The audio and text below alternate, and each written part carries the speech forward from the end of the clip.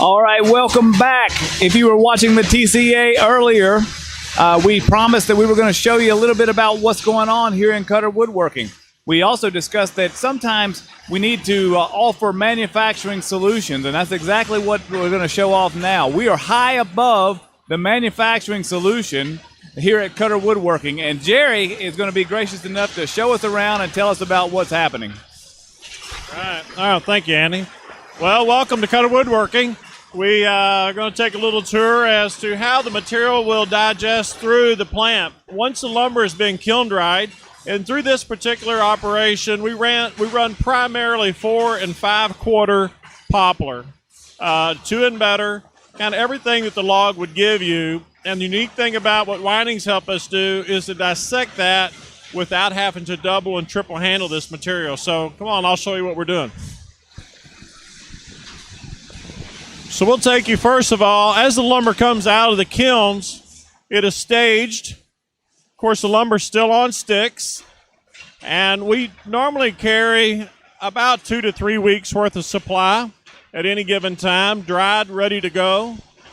As you'll see off to my left would be that lumber that is come out of the kiln, still on sticks, and is ready to be surfaced and put through the rough mill. This rough mill consists first of a Newman 282 planer that does a hit or miss. In the case of 4/4 lumber, we do a 15/16 hit, and at that point, we convey it to one of 2 rip saws we'll see in just a minute. One saw we built back in the mid-90s ourselves, but the other to the far end we'll see in just a moment is a Ryman 610 roll feeder being fed with Weining's stationary scan system. So we'll see that up close here in just a second. This particular line will run about 8,000 board feet per hour. We're converting lumber on sticks into a finished blank and finger joint blank with 12 people. So we have try to drive out all of the double or triple handling with this line just to keep the product moving.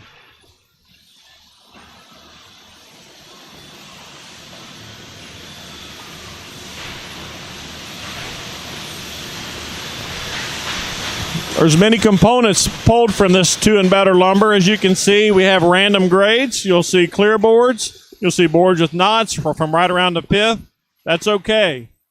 One thing that we didn't realize we were going to get early on with Weining was the fact that even low-grade lumber, even 2 common lumber, has got clear, narrow strips in there. With the technology of scanning, we've been able to pull a lot of those strips.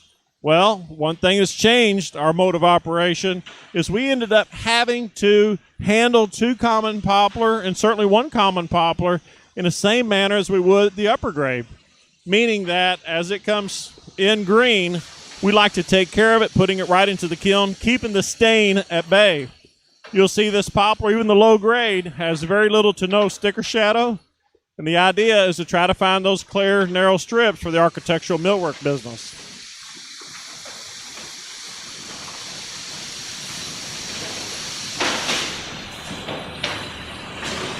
The design here of batching layers was Weining's design to help feed their system. We simply have been able to give them the boards in a layer batches, somewhere between 4 and 6 boards at a time, and it really has been effective on having consistent flow for us.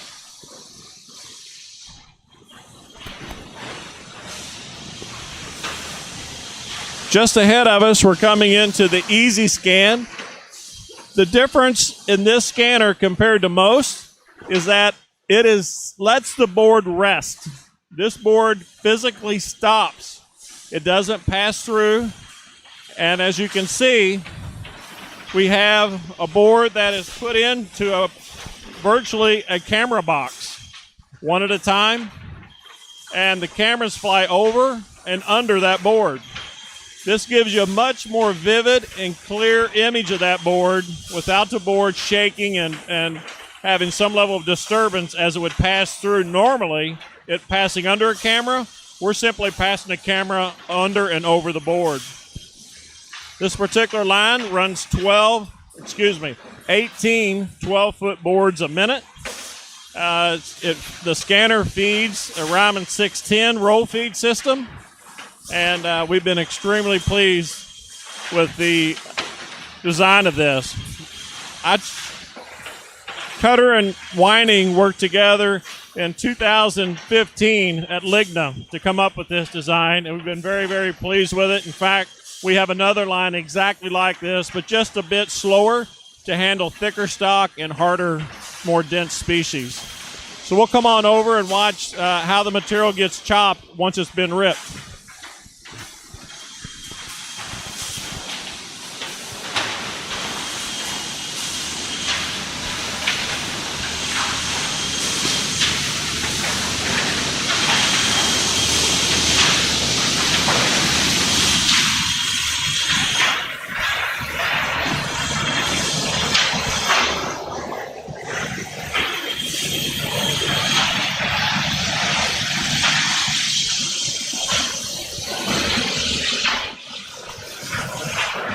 So from this view, you can see that we're pulling some narrow stock, some narrower moldings, blanks for, it could be a scribe mode, could be for a various architectural millwork or kitchen cabinet component.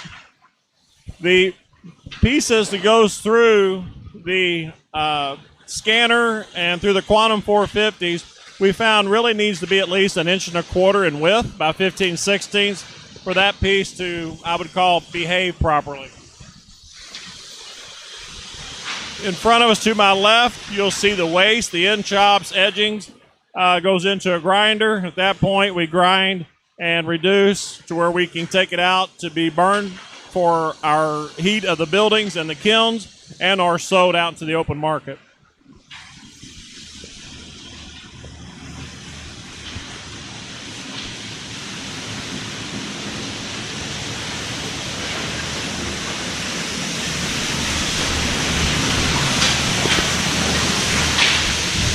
One of the things that happen whenever you plane and rip material and chop, you end up with residual. That residual, we worked with Weinig and wanted to try to maximally utilize every cubic inch of that piece. What we're doing here in this line is a recovery. So you have it tapered. You know, not all boards are completely full and square, as many of you know. And what we do is to try to find out how we can maximize every cubic inch. So we do some trimming, chopping. We got a rose resaw. And what we're simply doing is dropping those pieces in the 6 different cavities that it would drop into. Actually give you 6 different widths on the outside. Obviously, the height of the belt creates a different width of blank. Those block, after it is resawn, drop in or is conveyed over into one of the 10 different bins for the block to be contained until we're ready to finger joint. And we'll see the finger jointer here in just a minute.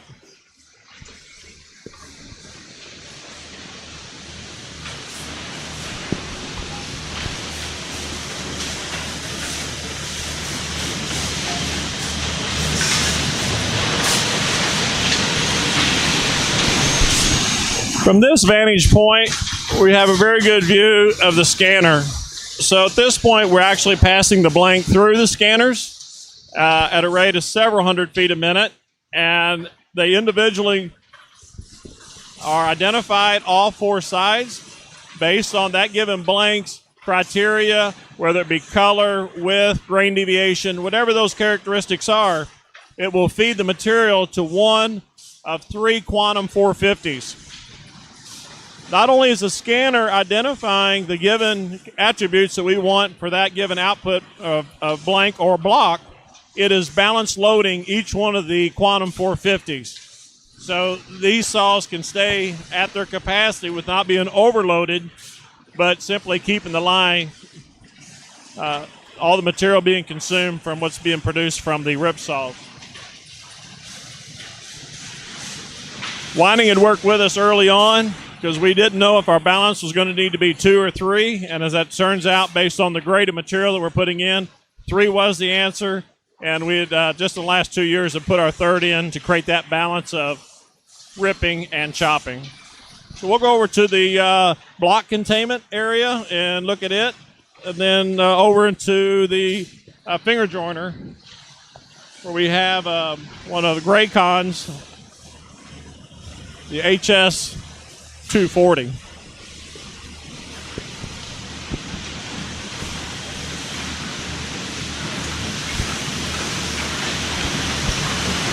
One thing to note while we're here, what the chop scan does as well is it sorts all the widths for us. As it goes down the high-speed conveyor, kickers will send the block to a given conveyor that loads a given bin. And we'll be able to see it from a different vantage point a little better here in just a minute.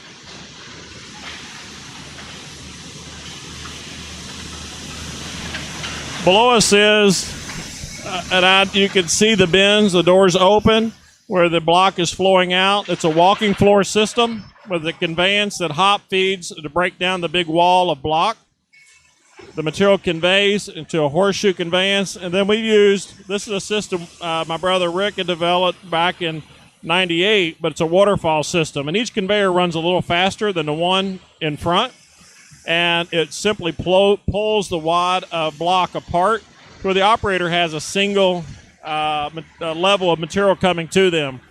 This material is being feeding into a Western pneumatic and being hand fed. We'll see Weinig spin feeder in just a minute.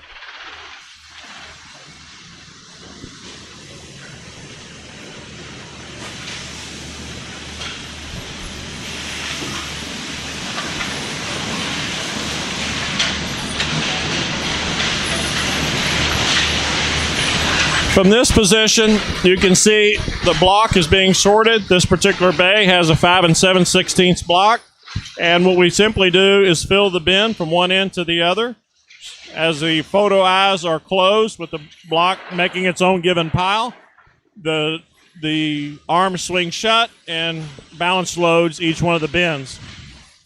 As we go down through the bins, you'll see each width will have its own given sort, so that whenever we get ready to do that given width, we can open the doors from either end and then feed the given finger joiner.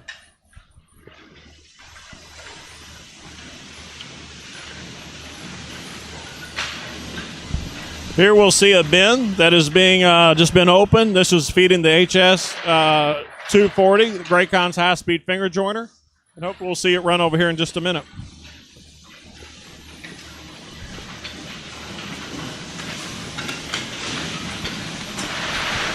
Here's a good view of the block being brought up from the chop saws and conveyed right into the given bins.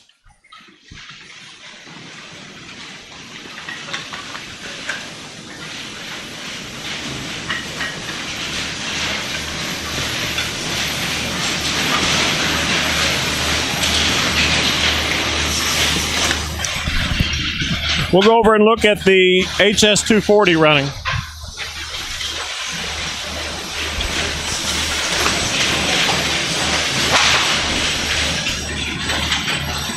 This particular machine was installed a year and a half ago. We still have a few bugs. COVID had kind of slowed us down just a bit, but we're hitting at about 70% capacity or so. Which what you'll see here is a spin feeder, and it feeds into a thread. At the end of the thread, you'll have a paddle. The paddle is singulating the piece as those pieces are brought around. We have one operator that just simply, or any other knot or wane or whatever it might be, he's simply watching for that and kicks that piece out. This machine is engineered and designed for 240 lineal feet a minute of capacity. And like I said, we're a little short of that at the moment. But you can see how it's a typical traditional finger joiner where it's a individual lug fed, goes through two shapers. At the end of the second shaper, you have a glue applicator. This particular machine, we have a camera that if we don't have full glue, it'll kick the part out, right? So we're making sure that we have good glue connection between each one. As the pieces go through the thread, you'll see the operator. We soon have from Nortec coming as automatic stacker. This stacker will take the place of the gentleman who's taking each piece and stack them down by hand. So we've been really excited about this machine. Finger joint is a big component of our business here at Koetter Woodworking and the architectural millwork side, and obviously a big component of the overall yield to get when you're taking a full log. There's a lot of lower grade material, and as opposed to setting that to the side, we wanted to be able to just with flow keep that product moving. We don't want to set it down and pick it back up. So that's what we're getting with this system. Here's the output from our Western pneumatic. This machine is about 100 lug a minute as opposed to 240. So this is about a 20-plus-year-old machine, but still does a great job for us. Okay, we'll go over on the output of the blanks and see where the clear parts of that poplar come out. Over here.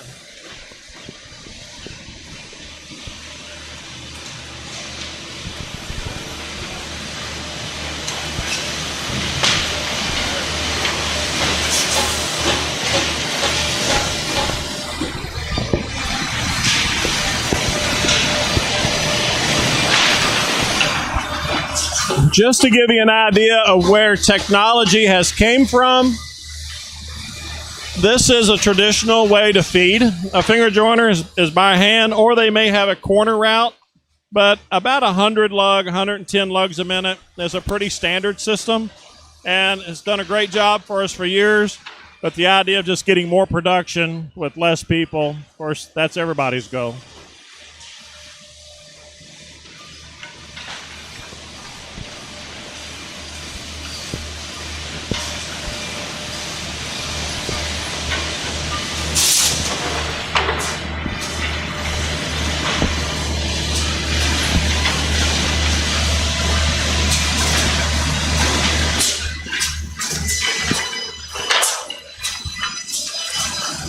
So from this point, you can get a feel of the sorting taking place.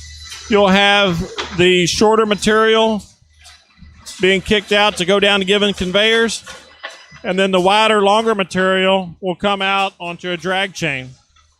So the nice thing about this is we play the law of averages. If we need a higher percentage of clears, obviously we put a little higher grade lumber in.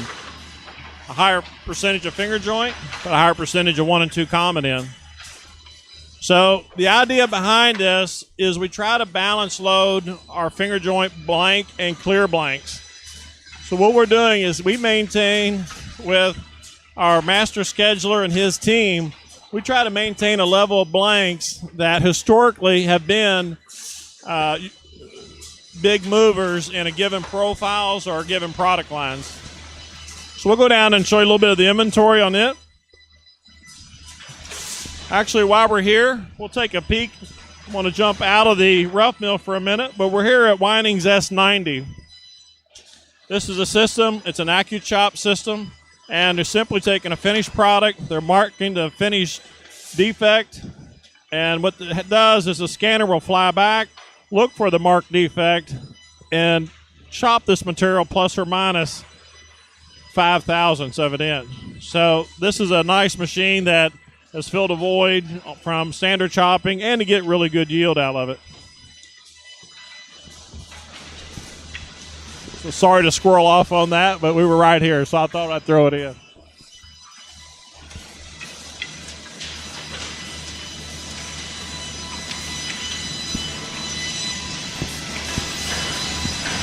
So to my left, we're seeing our finger joint blank. Blank comes off of the finger joiners and we let sit for 24 hours. That blank then is cured enough that we're able to go through one of our 16 molders. A high percentage of this blank goes through a jointed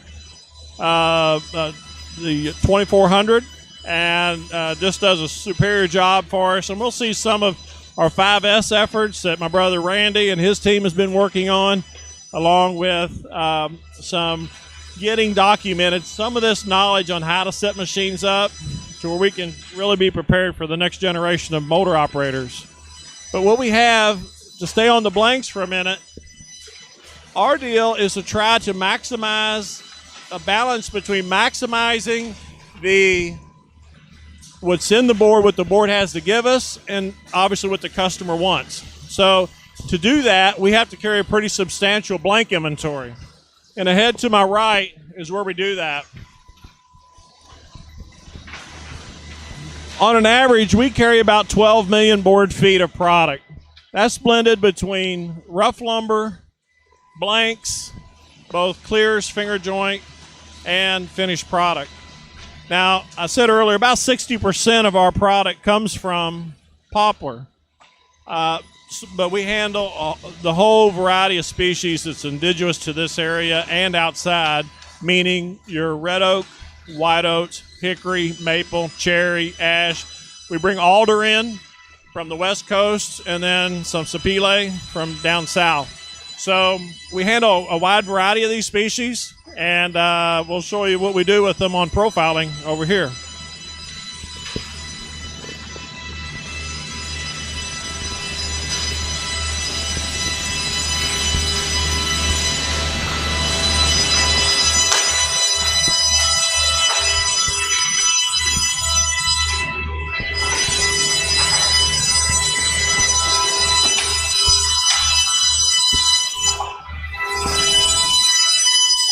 So here we call the J2400. This is a jointed machine.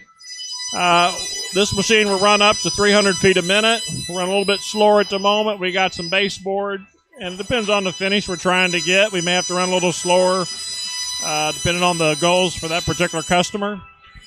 But you'll see we run a tool tower with these changeovers and high-speed, quick setup machines. We're going to talk a little bit more about. It's really a three-legged stool. The idea of having a high-speed or even a quick setup machine is only as good as you can feed material to it and if you can keep your tooling to it. So that's the advice. Those who are looking at these quick setup machines, make sure you have all three legs of the stool intact. As you go through, and you would see the 16 motors, here's a good example. Here's a 22 AL. Many of you out there may have this machine. It's a great machine, very strong, robust. We're extremely proud still to have this in our lineup some 25 years after purchase. But what we're dealing with to get capacity is we will take these machines and pull them out and replace them with newer machines just based on demand. We're able to try to keep our rooftop down with technology, just increasing the capacity within each given machine. We probably are halfway there. About half the machines of these 16s are still conventional machines.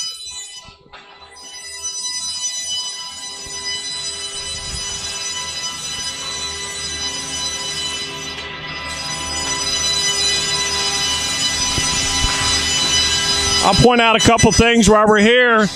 Straight across the catwalk actually runs into a war room. We probably won't go over there. We're concerned about our connection. But that's where we pull our manager together when we have given opportunities, maybe challenges. We'll pull them together and just have a quick conversation with those guys. The second floor is our managers and our master scheduler and his team. So they're right here with the guys making things happen. Just below that, you're going to see the tool room. The tool room is an intricate part. I can't express how important a tool room is. That good information, great support in tool room to make everything pull together. Extremely important. Talking about the importance of timing and everything working together, ahead of me is some cantilever racks. What we do with those is all material is teed up for each given machine. We've got about 2 to 3 hours. Once the material's in there, it's locked in. That schedule's not to change. So we are We literally have that material ready. The tour room has its heads ready. And you can see below us right here on the 500 that runs a lot of our wide material. These heads are in stock, ready for that operator to pull through. You know, at Cutters, we try to work with technology, try to gain as much as what technology will give us. But I will tell you that there's still a lot of old good machines. These machines are the XLs that run down to a 1/4 inch thick to 1/2 inch wide molding. So we still have some oldies but goodies still around KW. So we'll go over towards the specialty millwork.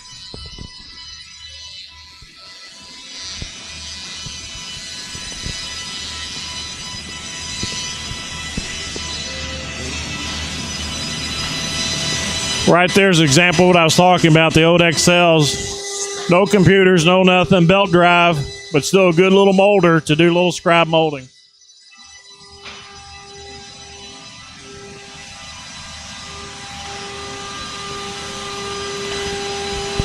Here's what I would call one of Weinig's beasts as far as we're concerned. 2400 8-headed machine, quick setup, axial constant, just a fantastic machine. We've got the 1200, another 12-inch machine. So, and you can kind of tell by the colors as you go through here which ones are, a power mat versus conventional.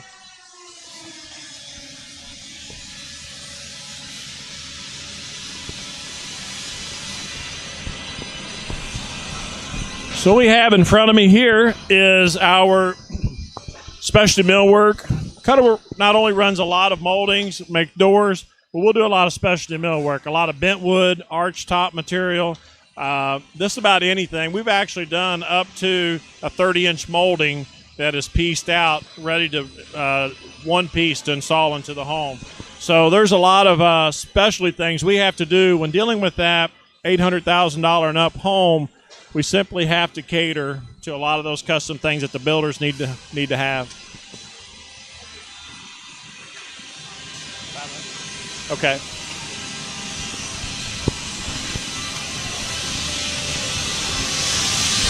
So off ahead of me, you'll see in this white area, we got a prime line. This is a Du Bois system where we're priming our finger joint and some MDF. Straight ahead, you'll see it's running from we're on the back side of it, but it's a Contorex. So we're running some special parts on the Contorex and excited to have a few of those in the States here at Koetter Woodworking.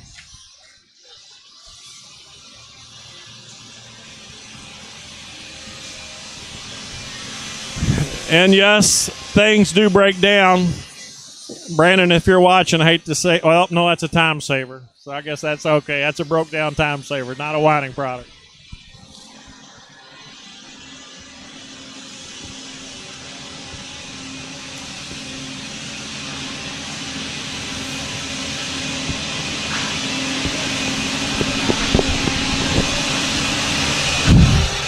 So we do quite a bit of CNCing here as well. So you'll see some given components here. It's an accessory with the door department, specialty millwork. So it's a very intricate part of our supply chain and providing specialty millwork components. You can see a arch top pine door being CNC'd out right now.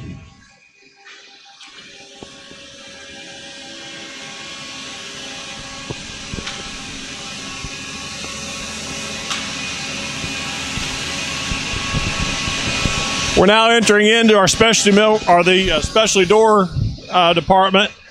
As you can see, all this is under one building. This particular building is about 7 acres. We've got about 18 acres under roof here at Koetter Woodworking from the full supply chain, and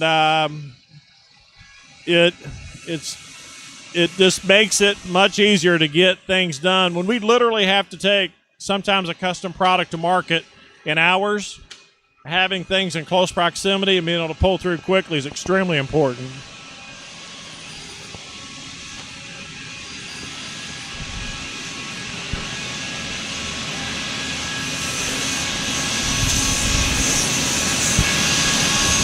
I talked earlier about we're not always heat seekers for technology.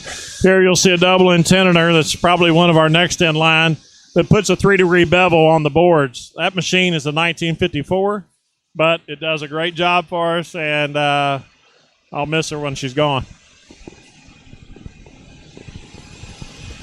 So as you can tell, when you see doors coming through the plant, we have a variety of doors. You know, there's a one panel. We do our stock doors right along with our custom doors. So coming out of the door department right now is a one panel. It'll be primed.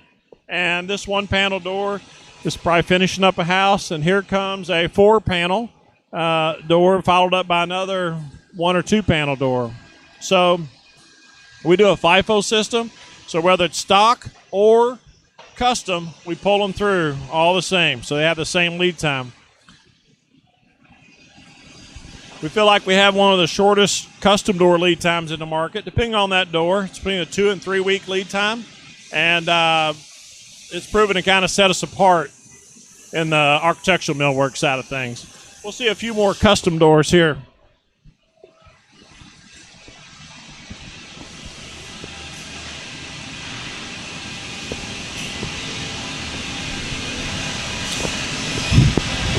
There you'll see some custom doors, an arch top with a 4-light.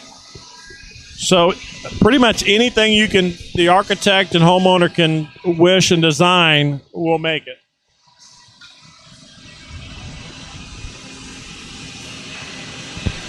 So we'll finish up looking in our glue department, and then we'll probably head down to finished product.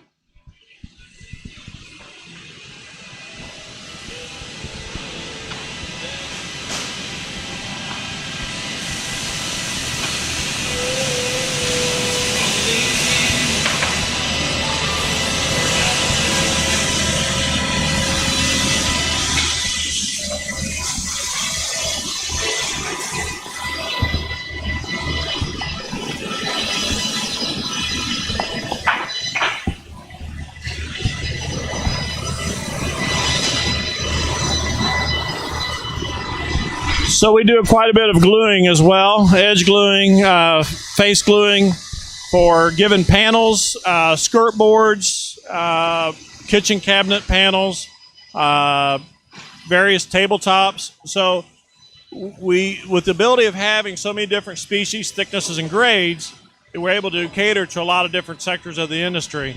So here you'll see a 16-foot half freak. We run a lot of our skirt boards on to edge glue again some of the smaller pieces that are finger jointed together. Running a 10-foot glue press half freak for our door stile and rail doors. And this half freak over here is for the a lot of kitchen cabinet components. Looks like they're running some walnut panels at the moment. So just a kind of a wide variety that we try to cater to that consumes that whole board. So that's a quick tour of KW and the manufacturing side of things, and we're going to head down to look at the finished products.